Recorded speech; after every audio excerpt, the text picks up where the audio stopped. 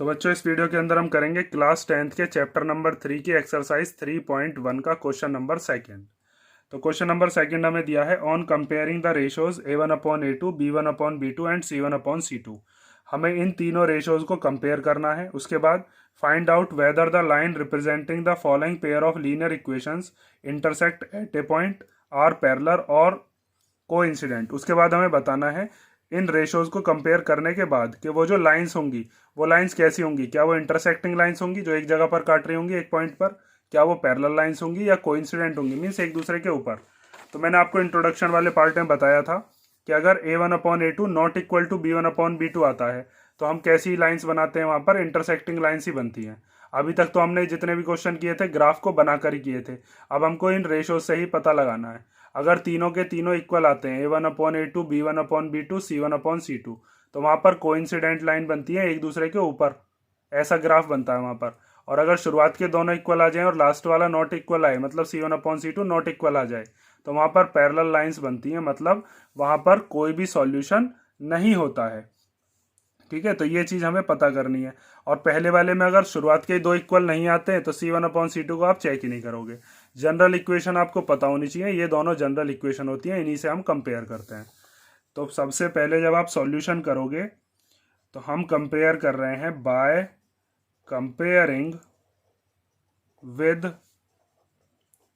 किससे कंपेयर कर रहे हैं, इन दो जनरल इक्वेशन से। तो जब आप इसको कंपेयर करोगे तो जैसे यहाँ पर x के आगे 5 है, यहाँ पर A1 है, तो इसका मतलब यहाँ से आपके A1 की वैल्यू कितनी आ गई 5, B1 की वैल्यू कितनी आ जाएगी, जैसे यहाँ y के आगे -4 है, यहाँ B1 है, तो B1 की वैल्यू आ गई -4, और C1 की वैल्यू कितनी आ जाएगी 8। ठीक है, इधर की तरफ किसकी वैल्यू निकाल लेंगे A2, तो A2 कितना आ जाएगा 7, B2 कितना आ जाएगा 6, और C2 कितना आ जाएगा -9। ठीक है, अब आपको क्या करना है, सबसे पहले निकालोगे A1/A2, तो A1 कितना है 5 और A2 कितना है 7, ये A1/A2 आ गया। उसके बाद हम निकालते हैं B1/B2, तो B1 कितना है -4 और B2 कितना है 6। इन दोनों को कैंसिल कर सकते हैं, 2 2 जा 4 और 2 3 जा 6, तो B1/B2 कितना आया -2/3।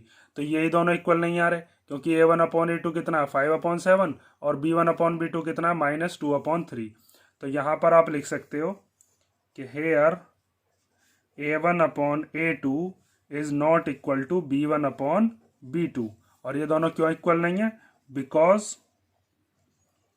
5/7 इक्वल नहीं होता -2/3 के। ठीक है, ये चीज आपने लिख दी। उसके बाद आपको बताना था कि ये इंटरसेक्ट कर रहे होंगे एक पॉइंट पर, या पैरेलल लाइंस होंगी या कोइंसिडेंट लाइंस होंगी। तो मैंने अभी आपको बताया था कि अगर A1/A2 नॉट इक्वल आता है तो वहां पर इंटरसेक्टिंग लाइंस बनती हैं, एक पॉइंट पर वो काटती हैं। तो इसका सॉल्यूशन आप क्या लिखोगे, the lines intersect at a point. तो यहां पर हम लिख देंगे hence lines intersect at a point. ठीक है, ये हो गया आपका फर्स्ट पार्ट। अब सेकंड पार्ट देखते हैं। सेकंड पार्ट के अंदर भी आपको क्या करना होगा, जनरल इक्वेशंस से कंपेयर करके A1/A2, B1/B2 और C1/C2 की वैल्यू निकालनी होगी। तो ये हमने यहाँ पर जनरल इक्वेशन लिख दी। अब यहाँ से A1 की वैल्यू बताओ, x के आगे क्या है 9, तो A1 की वैल्यू कितनी आ गई 9। फिर B1 की वैल्यू बताओ कितनी हो गई, y के आगे B1, तो यहाँ y के आगे 3 है। C1 की वैल्यू कितनी हो जाएगी, C1 की वैल्यू हो जाएगी 12, जो कांस्टेंट दे रखा है। ऐसे ही अब निकालेंगे A2 की वैल्यू, तो A2 कितना है x के आगे 18, B2 कितना है y के आगे 6, और C2 है कांस्टेंट कितना 24।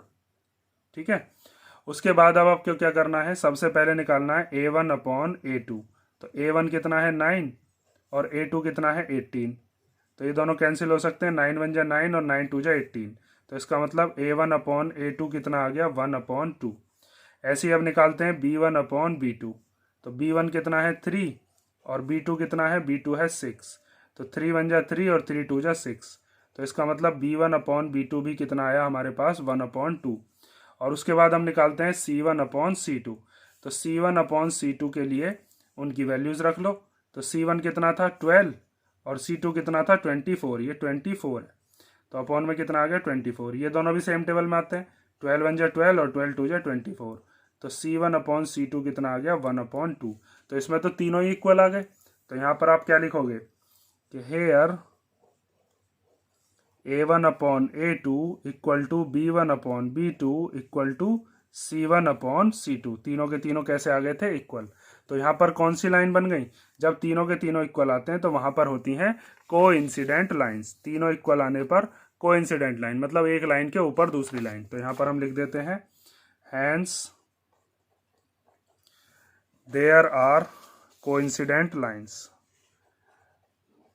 द गिवन या द लाइन्स आर कोइंसिडेंट। कैसी लाइन्स है, कोइंसिडेंट लाइन्स है। थर्ड वाला पार्ट देखो इसका।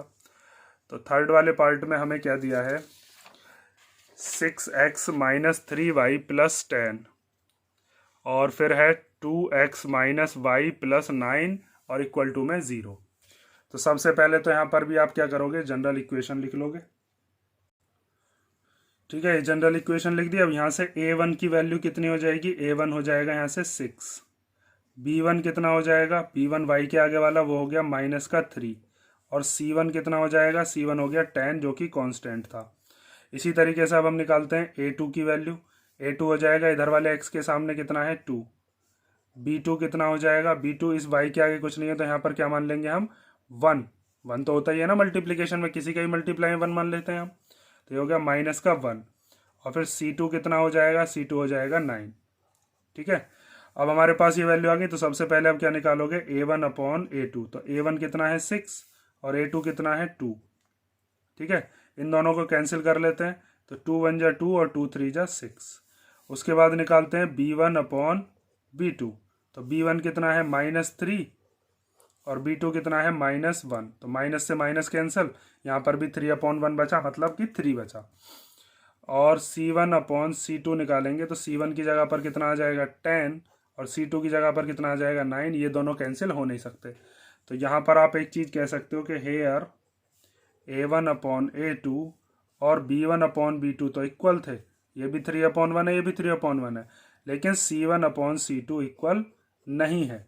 इसका कारण भी लिख कर दिखा सकते हो आप कि a1/A2 कितना आया था 3/1, b1/B2 कितना आया था 3/1, लेकिन c1/C2 कितना आया है 10/9, इसीलिए नॉट इक्वल है।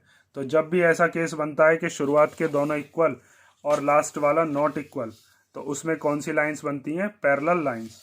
तो यहाँ पर आप लिख दोगे कि lines are parallel, hence lines are parallel. समझ गए ना, ये हो गया आपका क्वेश्चन नंबर 2। अब नेक्स्ट वीडियो के अंदर हम देखेंगे सर क्वेश्चन नंबर 3। और अगर इस क्वेश्चन में कोई डाउट हो तो आप कमेंट करके पूछ सकते हो।